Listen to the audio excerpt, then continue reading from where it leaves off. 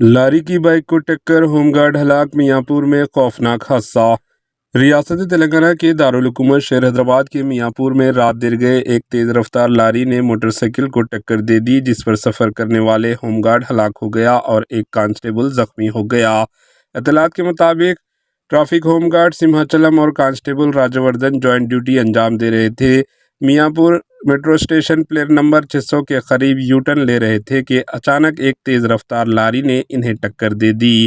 اس حادثے میں سمہاچلم موقع پر ہی ہلاک ہو گیا جبکہ کانسٹیبل راجہ وردھن شدید زخمی ہو گیا، جس کو فوری طور پر قریبی اسپتال منتقل کر دیا۔ پولیس نے معاملے کا کیس درج کر لیا ہے، تحقیقات شروع کر دی۔ Bureau report AHN news.